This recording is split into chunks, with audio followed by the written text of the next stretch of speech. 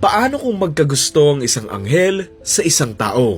Alam niyo yung kantang Iris ng Goo Goo Dolls? Ginawa yung kanta na yon para sa movie na to. Angel among us, silent and unseen, She looked right at me. and To you unless you want them to. fell in love. What do you want to do? To help her. One you were meant for. One more minute with you. You choose. Susundan natin dito si Seth na isang anghel na sumusundo sa mga taong binawian na nga ng buhay. O-curious nga siya sa mundo at dito nga niya makikilala ang isang babaeng doktor na si Maggie na magugustuhan niya ng sobra-sobra.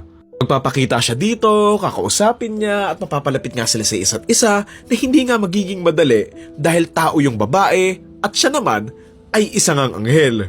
Kaya naman dito nga pag-iisipan ni Seth na maging tao at iwan ang immortal niyang buhay para lang makasama at mahawakan ang taong mahal na mahal niya.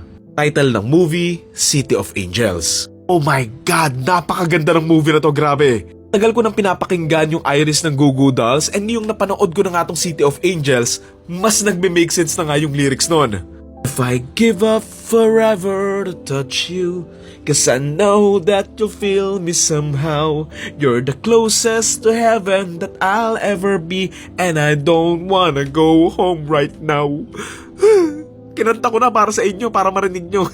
Tsaka isipin mo anghel na siya, so direkta na talaga siya kay Lord. Pero ayun, nasabi pa rin niyang mas closest nga siya sa heaven tuwing nakikita or nakakasama nga niya yung babae na ito, na ang sweet kaya nun. Tsaka si Nicolas Cage bilang anghel na nag-yearn nga sa isang human.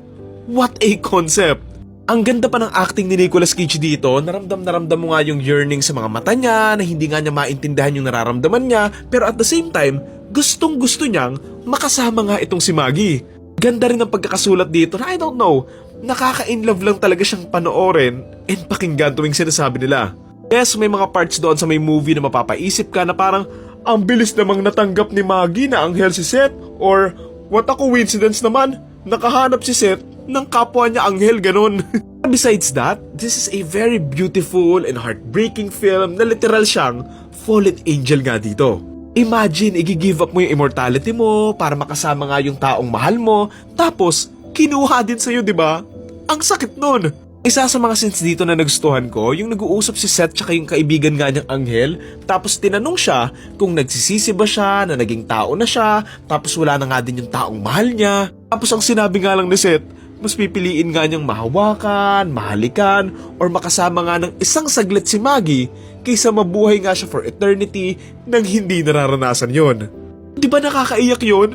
Plus yung acting pa ni Nick Cage bentang-benta niya yung linya Gaan lang talaga sa loob panoorin ng movie na to na mabigat din naman kasi nga, grabe din yung nangyari kay Seth sa dulo Iisipin mo nga, syunga-syunga tong si Maggie Ang bilis ba naman kasing magbike doon sa may highway tapos hindi pa tumitingin tsaka umahawak doon sa manibela.